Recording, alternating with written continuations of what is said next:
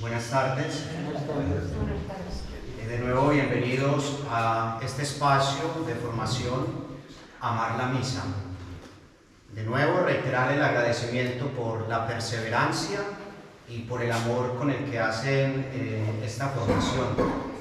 Sabemos que los días están ya más agradables, puede uno estar en medio del gozo compartiendo con los amigos, pero aquí estamos compartiendo algo que es más pleno, que es nuestra fe. La primera formación versó sobre la espiritualidad de la que está permeada nuestra liturgia, especialmente la Eucaristía, anclada profundamente al misterio de Jesús.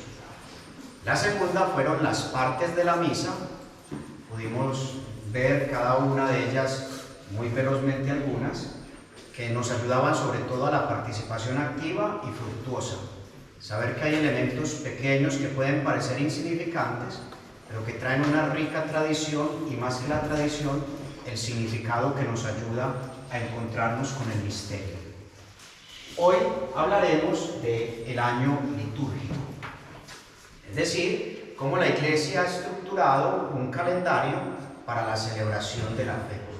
Veremos que no es por capricho, que es una enorme riqueza, y es la riqueza que nos da incluso unidad, porque es el que nos ayuda a que en todo el mundo estemos celebrando el mismo misterio de la fe, casi que con las mismas plegarias, con las mismas lecturas, pero sobre todo, obviamente, con la unidad del Espíritu Santo. En el nombre del Padre, y del Hijo, y del Espíritu Santo. Amén. Del Evangelio según San Lucas. Jesús enseñaba en las sinagogas y era glorificado por todos. Vino a Nazaret, donde se había criado, y el sábado entró en la sinagoga conforme a su costumbre, y se levantó a leer. Se le dio el libro del profeta Isaías, y habiendo abierto el libro, halló el lugar donde está escrito: El Espíritu del Señor está sobre mí,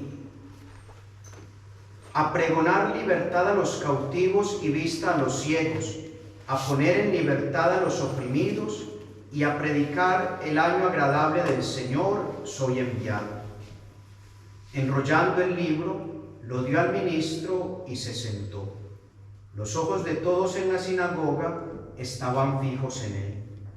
Palabra del Señor. Gloria a ti, Señor Jesús. Espíritu Santo, ilumínanos y santifica. en nombre del Padre, y del Hijo, y del Espíritu Santo. Creo que debemos partir de dos premisas que de una vez nos sirven de conclusión. El año litúrgico no surge de la noche a la mañana, ni surge de igual manera en la Iglesia Universal. Es el tesoro de un milenio prácticamente, bueno, dos, porque también en el segundo han habido modificaciones, pero sobre todo el primero, que le han dado unidad y configuración a la Iglesia. Por lo cual es una rica herencia espiritual para nosotros. Dos, y el más importante, que no lo hice el primero para que no se olvidara. Cuando hablamos del año litúrgico, el ciclo litúrgico y las celebraciones, el cristiano no puede perder de vista lo más importante. No celebramos fragmentos de la salvación. En cada celebración se celebra todo y acontece todo el misterio de Cristo. De manera que cuando celebramos el 25 de diciembre la Natividad, aunque nos estamos enfocando en meditar de Dios que se hace carne, y tantos otros aspectos anejos a esto, sin embargo, se está haciendo presente en esa celebración toda la obra de Cristo, su encarnación, su nacimiento, su vida oculta, su ministerio público y sobre todo su pasión, su muerte, resurrección y envío del Espíritu Santo. Importantísimo esas dos premisas. El año litúrgico es una adquisición madurada a lo largo de los siglos por la Iglesia. Y dos, toda celebración se celebra el único misterio de Cristo todo. Por lo cual viene lo tercero: el año litúrgico tiene sobre todo un carácter pedagógico. Hay fechas que es imposible precisar cuándo subió Jesús, esas de pronto con los evangelios alcanzaríamos a hipotizar, pero por ejemplo, cuándo multiplicó los panes y los peces, para decir que entonces ese día, por ejemplo, celebramos Corpus Christi. Imposible. Solo una celebración podemos datar más precisamente, y es la Pascua. Esta la podemos datar porque se celebraba conforme a la tradición judía. Hoy ellos todavía la celebran y coincidimos muchas veces en la celebración. Dichas estas premisas, vamos a adentrarnos un poco. El año litúrgico, el calendario litúrgico se compone de unos tiempos que inician desde el Adviento, es decir, cuando se empieza a anunciar que Jesús va a nacer. Atraviesa la Navidad, Jesús se ha hecho carne. Luego viene el tiempo ordinario, Jesús es su ministerio público. Luego viene el tiempo de Cuaresma, que nos prepara para la pasión, la muerte y la resurrección de Jesús. Y finalmente celebramos ese último tiempo, que es el de la Pascua. Jesús que ha resucitado por nosotros. A él le sucede una segunda parte que ya habíamos vivido, que es de nuevo tiempo ordinario, hasta la semana posterior a Jesucristo, Rey del universo, que nos invita a mirar: Jesucristo vendrá de nuevo y reinará sobre todo. De manera que linealmente podríamos decir, nos habla desde la preparación hasta la espera de que Jesús regrese. Abarca a lo largo del año todo su misterio. Y vuelve y reinicia y se inicia un nuevo año litúrgico. Es una visión lineal que al final la superaremos un poco también. El centro del año litúrgico está en el acontecimiento pascual. Este constituye el núcleo esencial de la predicación apostólica. Todo lo primero que empiezan a anunciar los apóstoles una vez Jesús ha resucitado es eso: que Jesús murió y resucitó por todos. Y por eso hay que convertirnos y creer en el Evangelio. Está además en la entraña misma de la fe cristiana y es el eje medular de toda celebración litúrgica, especialmente de la Eucaristía. En la Eucaristía celebramos el sacrificio de Cristo, su cena en la que hizo presente su cuerpo eucarístico. El año litúrgico, a su vez, no es sino una celebración desdoblada del acontecimiento pascual, ese único sacrificio de Cristo que se hace presente siempre en nuestra historia.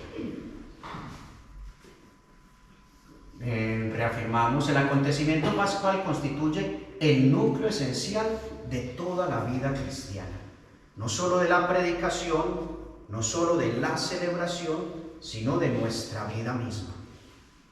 Por eso la Iglesia siempre se ha organizado en torno al domingo, que celebramos el misterio pascual.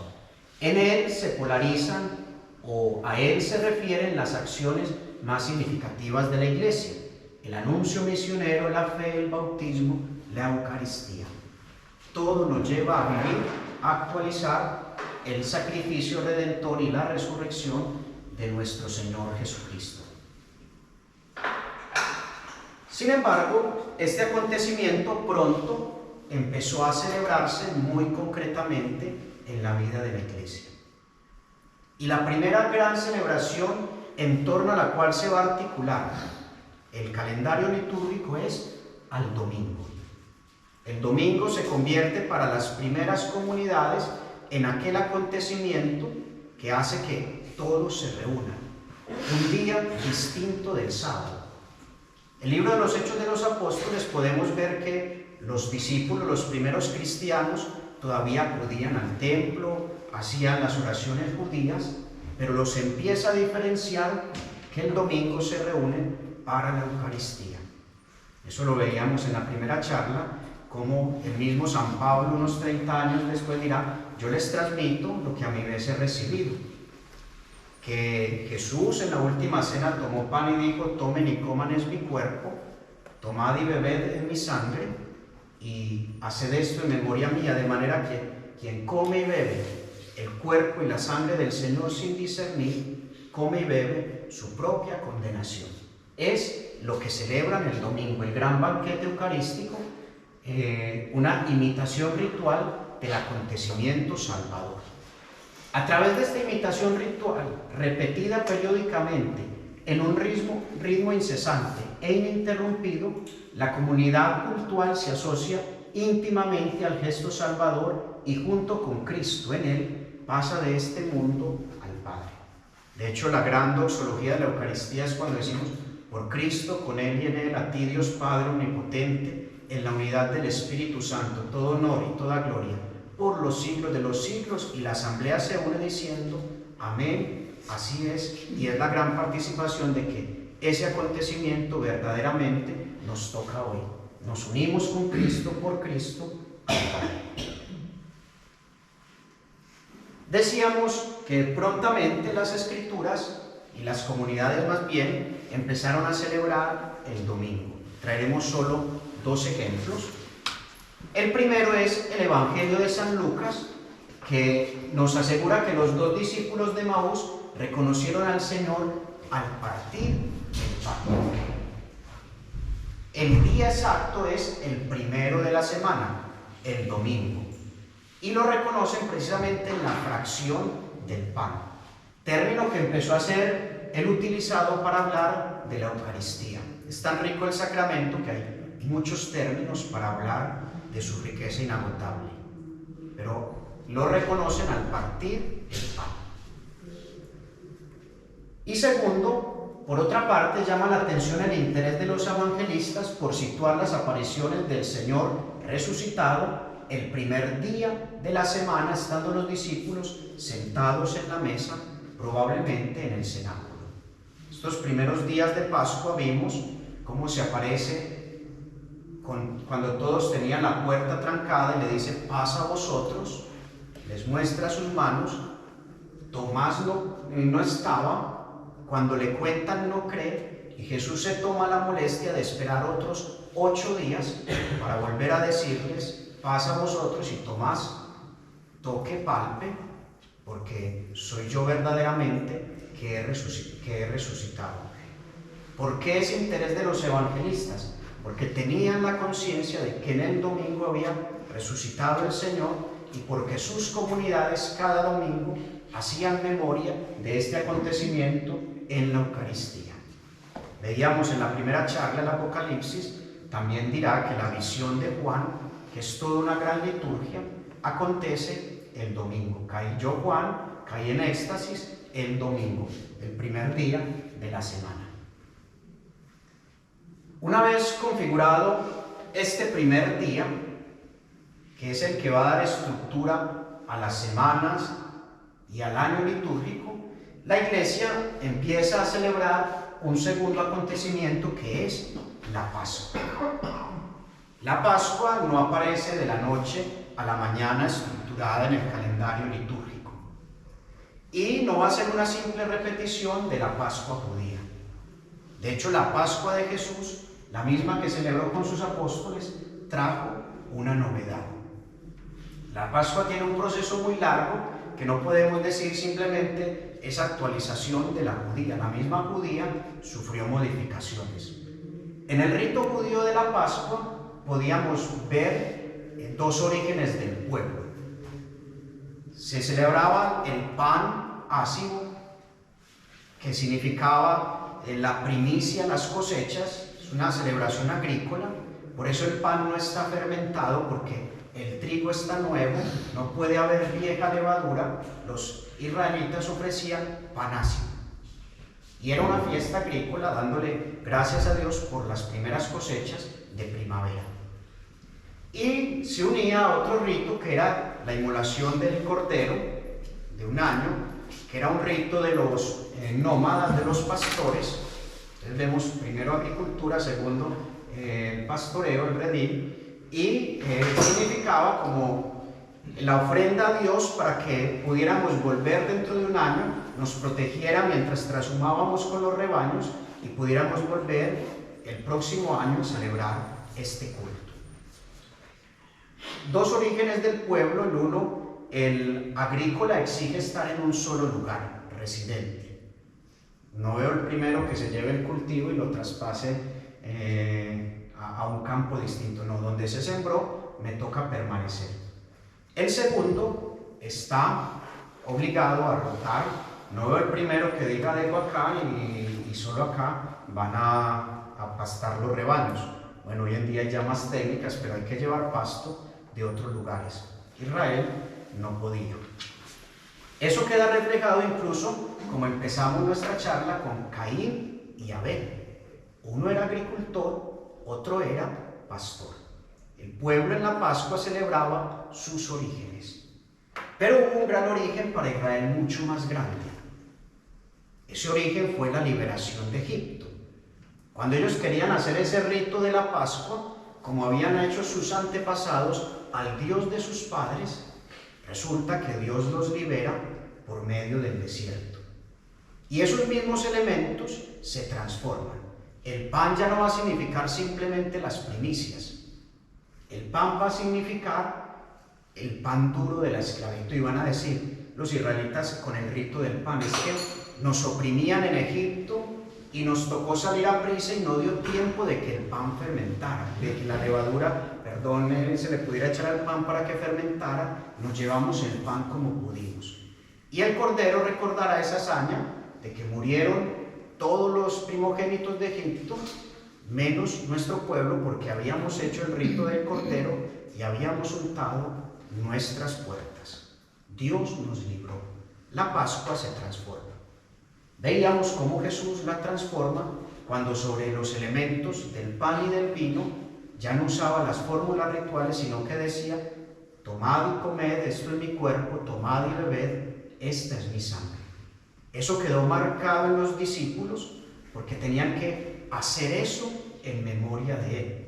Cada 8 días lo celebraban, pero pronto se dieron cuenta de que lo debían repetir también más solemnemente cada año para aproximarse a esa celebración de Jesús. No se comenzó a celebrar pronto una vez al año, ni tampoco de la misma manera, al mismo tiempo, en todas las iglesias. Primero aparecen las comunidades judías cristianas para después extenderse al resto de la iglesia. Curiosamente, tampoco se celebraba, de hecho podemos ver, tampoco se celebra todavía en el mismo día concreto. En la antigua iglesia hubo dos tendencias. La primera era celebrar en la Pascua, celebrar la fiesta de la Pascua, anual de la Pascua, el domingo. El Señor había resucitado domingo. ¿Qué día es la Pascua? Domingo, porque el Señor resucitó domingo. Pero hubo otra parte, muy influenciada por el apóstol San Juan también, por San Policarpo también, que decía que la debían celebrar como el Señor Jesús. Si Él hizo la Pascua judía no caía en un día fijo, dependía de la luna. Y la luna no siempre está llena los lunes, ni siempre va a estar llena los domingos. Llena un día distinto cada año.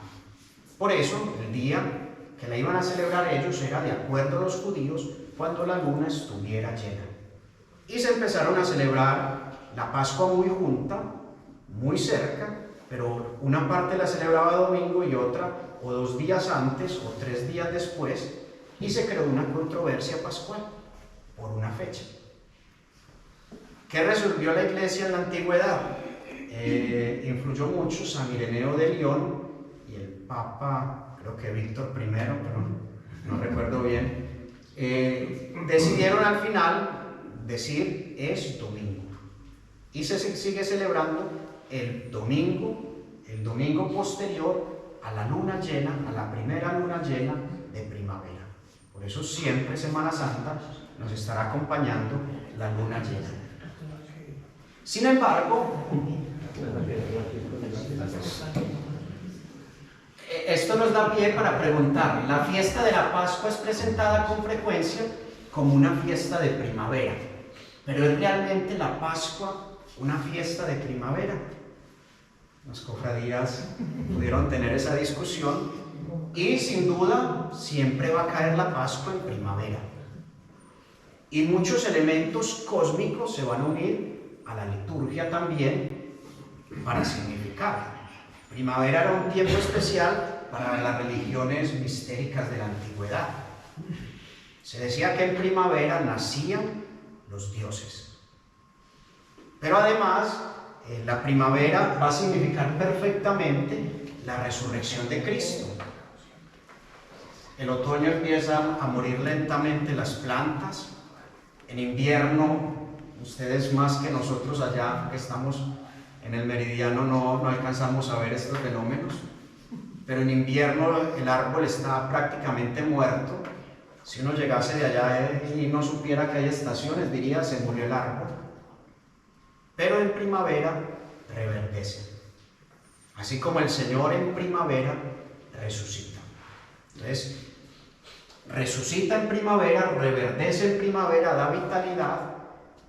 Y en los antiguos veían la Pascua porque surgían los primeros frutos y por eso la Pascua, pero es coincidencia porque Jesús murió en Pascua y nosotros celebramos ese gran acontecimiento, no una fiesta de primavera.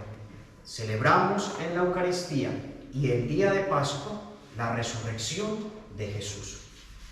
Por eso, decir que es una fiesta de primavera, no.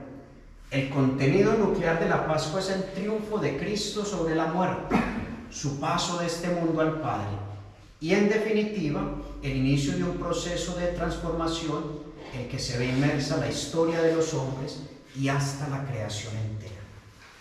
De manera que nos da un significado aún más profundo. La Pascua es Cristo, pero todos participamos y participaremos en plenitud de la Pascua. Todos resurgiremos. La creación misma, dice San Pablo, está expectante, esperando la manifestación de Cristo, y el Apocalipsis dice: haré un cielo nuevo y una tierra nueva. Toda la creación espera la transformación pascual completa. Cada año nos estamos pascualizando hasta que llegaremos todos a la plenitud. Decían los padres de la Iglesia: es necesario, hermanos, que celebréis con todo interés los días de Pascua y mantengáis vuestro ayuno con toda diligencia. Por eso ayunad los días de Pascua a partir del día 10º de la luna, que es el día segundo de la semana, tomando solo pan, sal y agua a la hora nona. Y esto hasta el día 5º de la semana, el día de la Parasheve, y el sábado ayunad íntegramente sin tomar nada. Era el ritual de la antigüedad, creo que es San Atanasio el texto, ya no recuerdo bien, pero nos deja ver cómo la rigidez del ayuno pascual y cómo los días podríamos decir, del trigo propiamente, el ayuno es más radical, pero rompía después con una gran fiesta, la fiesta de la resurrección, que era cuando terminaba el ayuno. Durante toda la noche permaneced reunidos en comunidad, no durmáis. Pasad toda la noche en vela, rezando y orando, leyendo los profetas, el Evangelio y los salmos con temor y temblor. Describe nuestra vigilia pascual. Bueno, es más corta la nuestra. Ellos toda la noche estaban en torno a la Escritura, en un clima de súplica incesante hasta la tercera vigilia de la noche, después del sábado. Entonces romped vuestro ayuno, ofreced después vuestro sacrificio, alegraos entonces y comed, llenaos de gozo y de júbilo, porque Cristo ha resucitado como prenda de vuestra resurrección. Esta será vuestra norma para siempre, hasta el fin del mundo. Vemos la gran alegría en el último día, que ya sería el domingo, después del sábado. La celebración anual de la Pascua prontamente hizo que surgiera un tiempo más largo, que va a ser el tiempo pascual. Nosotros hemos fragmentado el misterio de Cristo y hasta la Pascua. Pero la Pascua, en los primeros siglos, en los padres de la Iglesia, era celebrada como un gran domingo que lo llamaban Pentecostés. Pentecostés no era para ellos solo el día 50 donde venía el Espíritu Santo. No, Pentecostés era cada uno de los días de esos 50 días y era el gran día de la resurrección, de la ascensión y del envío del Espíritu Santo. De manera que se celebraba todo en un mismo tiempo. Para los padres de la Iglesia era conocida la interpretación de Pentecostés como un gran domingo prolongado por espacio de 50 días. El concilio nos ha pedido volver a esto. De hecho, en la configuración del año litúrgico, pronto después de que se dio esta unidad, se empezó a fragmentar. Después se celebraba Pentecostés, se colocó una octava de Pascua y una octava de Pentecostés, y esto hizo que se tuviera en mente 8 días prolongando este gran domingo y después 8 días prolongando Pentecostés. La Iglesia ha quitado aquel otro octava de Pentecostés, sí dejó la de Pascua, pero quiere que se celebre todo. Por cronología, ha dedicado el día 40 a el día de la Ascensión. Pero la idea de la liturgia sería que se celebre como un gran día. De hecho, miremos este texto que nos deja ver esa interpretación del gran domingo que dura 50 días. Comenzaremos el santo ayuno el día 15 de Parmuti, el lunes de la Semana Santa, día 31 de marzo, y lo continuaremos sin solución de continuidad durante esos 6 días santos y magníficos que son el símbolo de la creación del mundo. Pondremos fin al ayuno el día 10 del mismo, el sábado de la Semana Santa, cuando despunte para nosotros el domingo santo, el día 11 del mismo mes.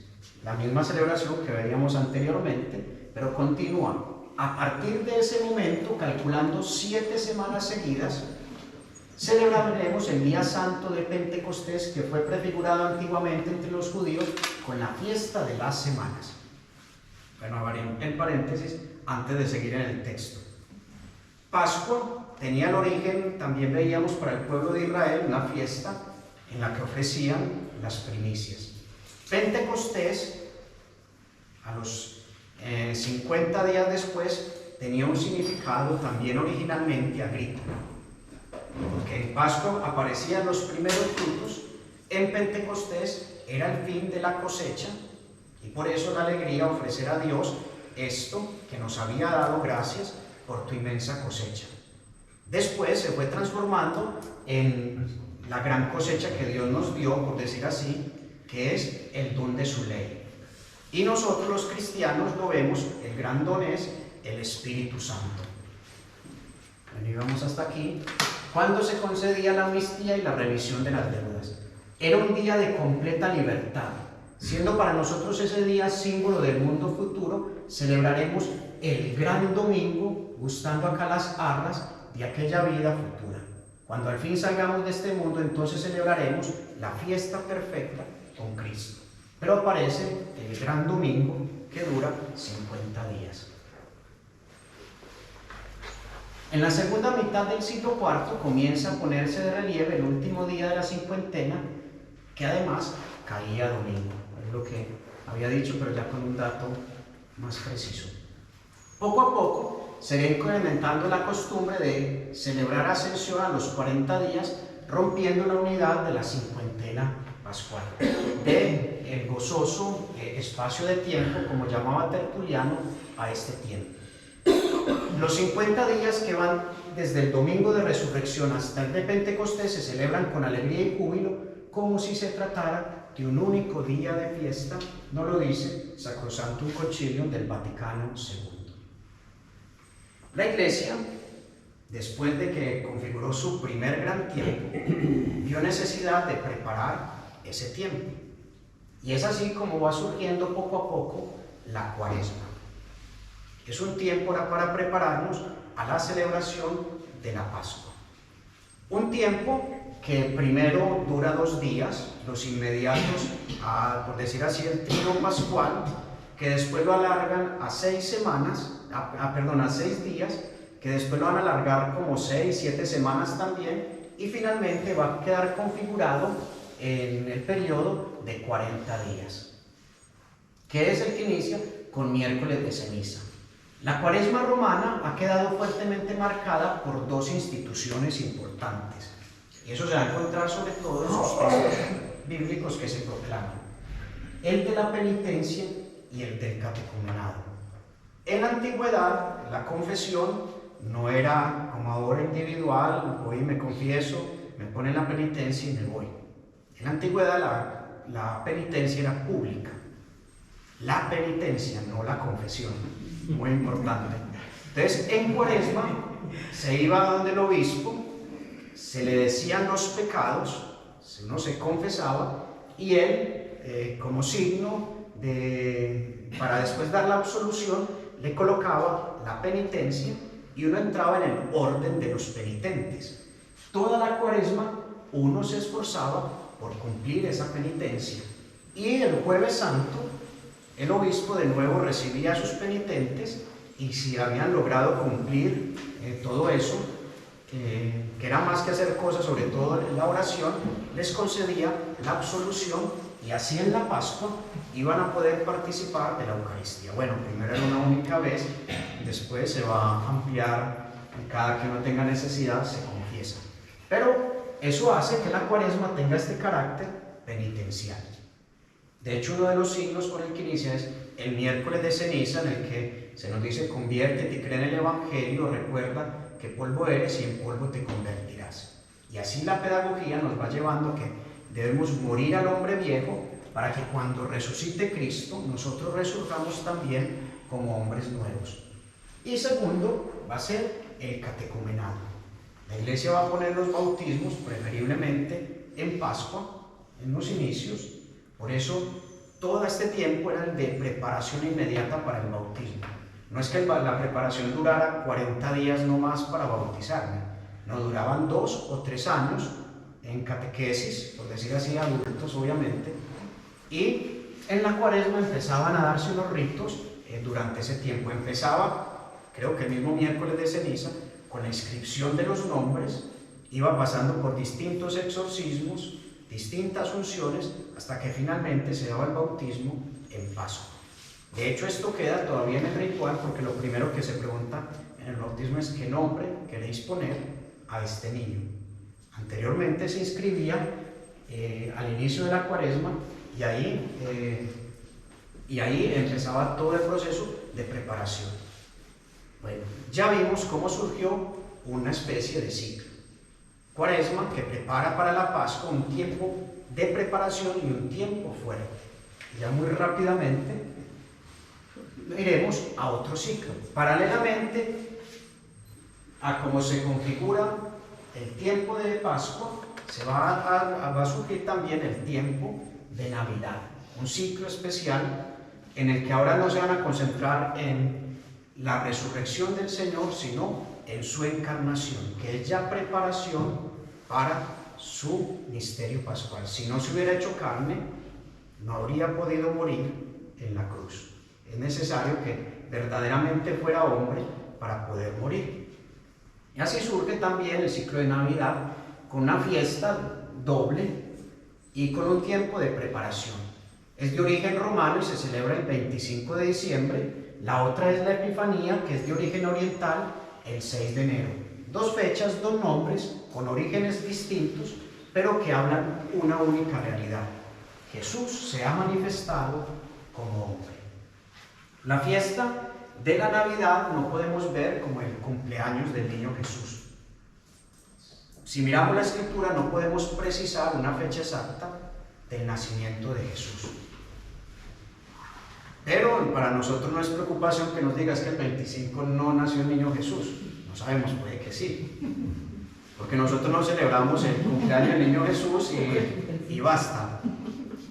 Nosotros celebramos el misterio, y verdaderamente se hizo carne, y por eso celebramos que Él se hizo carne, y en la Eucaristía no simplemente recordamos que se hizo carne, sino que el que se hizo carne vuelve por medio del sacerdote a esas especies eucarísticas del pan y del vino, de nuevo con su cuerpo, con su sangre, con su alma y con su divinidad. La primera, de origen romano, va a surgir, yo creo que todos conocemos esa historia fácilmente, porque los romanos daban culto al sol. ¿Cómo hacer que los creyentes no se fueran por los cultos al sol, a ellos? Pues la forma más fácil fue decir es que el sol es una criatura, ha sido creado por Dios, no es un Dios, es un falso Dios. Hiciste el cielo con las estrellas, la luna, obra de tus dedos. El sol también es creación de Dios. Por eso el culto se le da al Creador, y el Creador es Dios, que por medio de su Hijo, el primogénito de todas las cosas, creó también ese sol. Por eso, si le dábamos culto al sol, es más correcto dárselo al Dios que creó el sol, que es el Padre, por su Hijo, que lo ha creado. Por eso van a celebrar el nacimiento del niño Jesús, y diríamos nosotros jaque mate, porque aquello era un culto idolátrico, nosotros celebramos una realidad. Y el de Epifanía es prácticamente lo mismo, pero en Oriente daban culto también, creo que a Coré, no recuerdo bien, y también aprovechan la simbología para decir no damos culto al sol porque se está poniendo oscuro, y si no damos culto nunca vamos a tener luz. No es esa significación pagana, es a Dios que ha creado los astros y los ciclos. Bueno, el ciclo de Navidad, esta se va después. En el ciclo de Navidad se va a ampliar y va a durar desde el nacimiento del Señor, que lo celebramos con primeras vísperas. Le tenemos una misa de vigilia, una misa de aurora, una misa del día, que solo la Pascua la tiene también. Ya dice la importancia de estas dos celebraciones, y se va a prolongar con una octava también, como lo hacíamos con la Pascua, pero el tiempo se prolonga hasta el bautismo del Señor. Y en medio comprende otras celebraciones que parecieran no tener relación, pero sí. Después del nacimiento celebramos San Esteban, que ahorita justo era el del texto bíblico. Claro, con su vida testifica que creía en ese Jesús que se hizo carne, que murió y resucitó. Trae consecuencia. El segundo es San Juan, es su apóstol que reclinó su cabeza en el pecho, el amor que también predica ese Jesús encarnado. Luego a los inocentes, que aún sin poder defenderse, sin poder proferir palabra, por Cristo dan su sangre, y celebran después la Sagrada Familia de Nazaret, y termina esta octava con María, Madre de Dios. Si Él se hizo carne, la madre de Él según la carne es también Madre de Dios, es la madre de Jesús, que es Dios hecho carne. Si es la madre de Jesús, es la madre de Dios. Y así cierra como esa gran catequesis, pero después celebrará la Epifanía para quedar en consonancia también con los orientales, y el bautismo. Si este es un tiempo fuerte, aparecen en los textos tradiciones occidentales referencias cósmicas a la luz del sol y a la creciente claridad del día. Pero si este tiempo es fuerte, también en torno a él nace un tiempo de preparación, que es el Adviento. La palabra Adventus hacía referencia a la llegada, a la venida por primera vez de un emperador a un territorio. Eso era el Adviento. Por primera vez venía el emperador. Claro, hoy todavía nos emocionamos cuando alguien importante viene a nuestra tierra. Pero si era el emperador, un emperador no venía sencillamente ya, traía regalos. O les vamos a construir un circo, o les vamos a construir un acueducto. Llegaba el emperador y siempre había algo de beneficio. Entonces, Adventus significaba eso. Pero el cristianismo la ha transformado, porque a nosotros nos llega eso, un Salvador, nos llega Jesús. Y si las cosas materiales nos emocionan, cuando nos llegue la salvación definitiva, ¿cómo no emocionarnos? Jesús vendrá de nuevo. El Adviento va a tener como dos tensiones, digámoslo así. Una hacia el pasado. Nos ayuda a mirar cómo Israel preparó el nacimiento de Cristo. Así debemos prepararnos nosotros para su nacimiento, porque nace como preparación a la Navidad. Pero la otra tensión es hacia el futuro.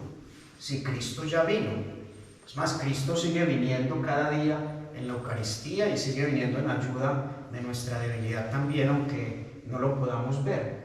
Pero Cristo vendrá de nuevo glorioso con su venida definitiva y nos hará resurgir a todos. Entonces, esa doble tensión, hay que, como prepararon los antiguos en el nacimiento del Mesías, preparamos la celebración de la Navidad, pero más que la simple celebración, que ya es muy grande, solo por decir así, más que ese momento concreto es preparar nuestro encuentro definitivo con el Señor. Que ninguno falte a la iglesia en las 3 semanas que preceden a la Epifanía.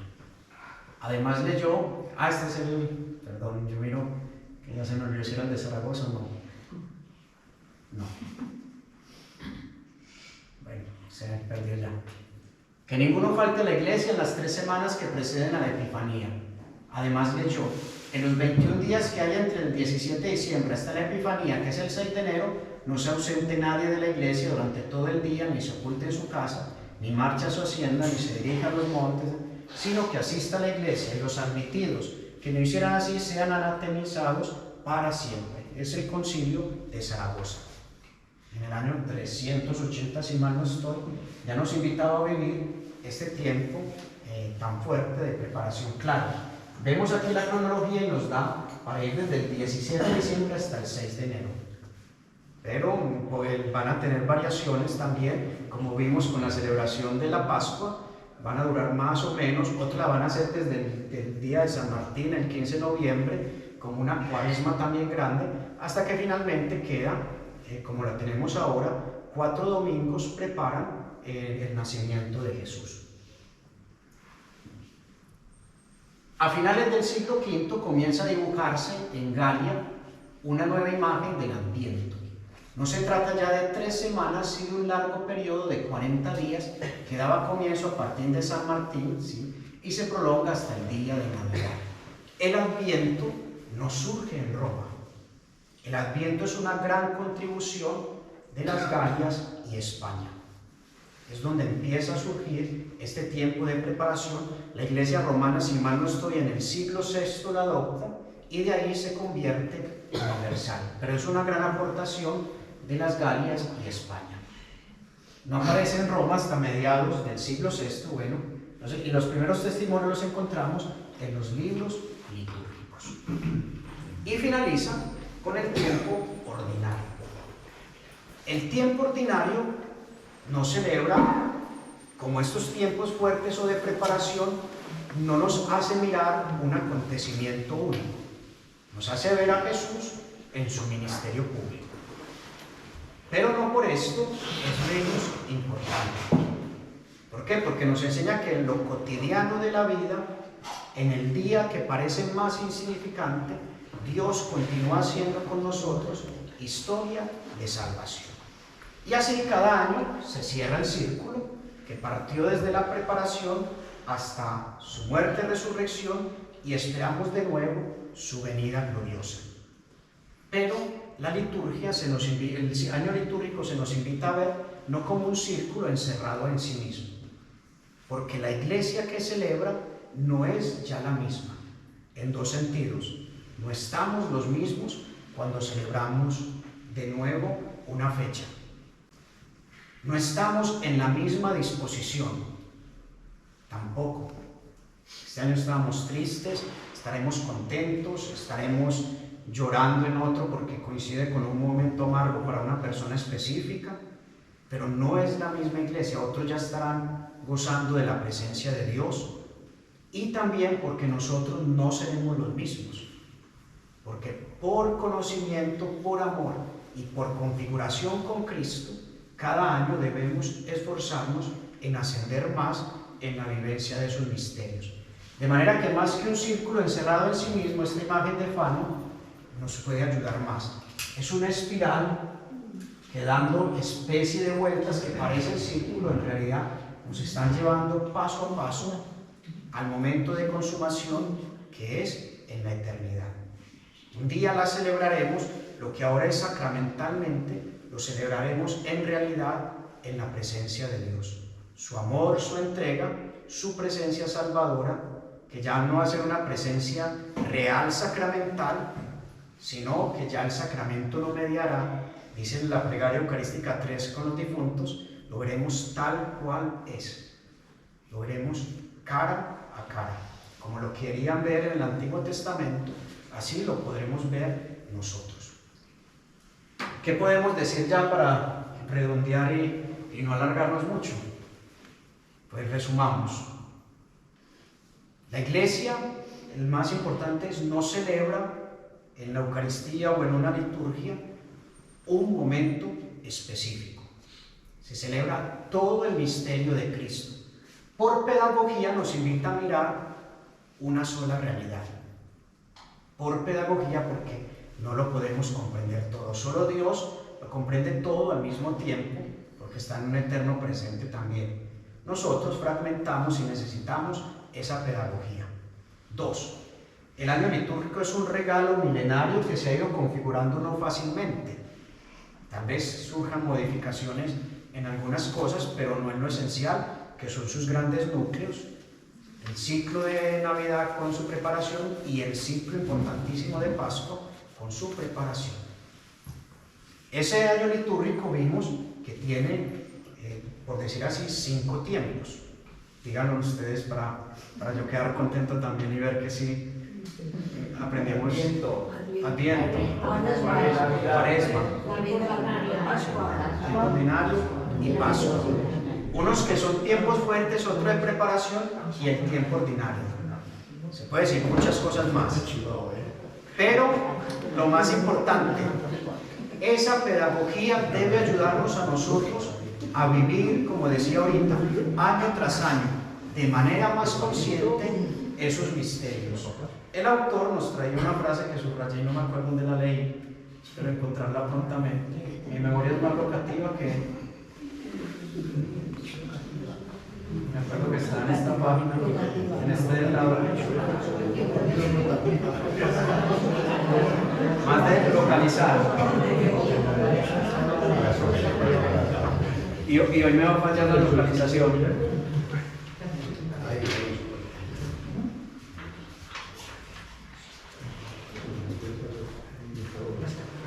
Hoy me falló la localización.